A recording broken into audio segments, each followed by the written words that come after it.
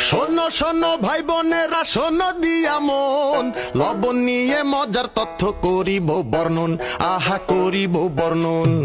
তুচ্ছ করো না তোমরা লবণকে আজ, এক সময় লবণেরই ছিল ভারী কাজ। এই যে স্যালারি পাই আজ মোরা সবাই, জানো না কি শব্দটা কি করে এলো ভাই?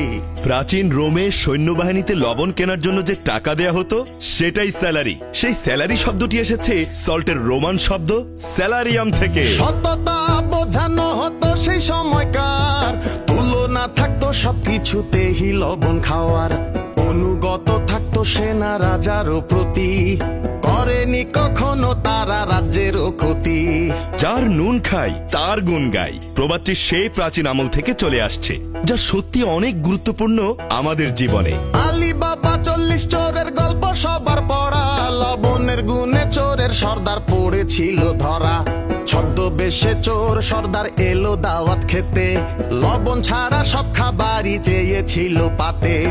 এই দেখে মর্জি না পারিল বুঝিতে, বুদ্ধি করে ধরিল তাকে হাতে নাতে।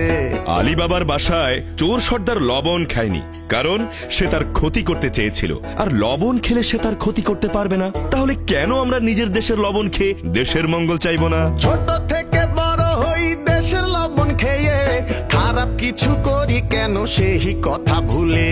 দেশের জন্য রাখবো মোরা মনের ভিতর টান, কাজ করিব 10-এ 10 রাখিতে দেশের সম্মান। দেশের জন্য ভালো চিন্তা ও ভালো কাজের ক্ষেত্রে সব সময় থাকতে হবে আমাদের 10-এ 10।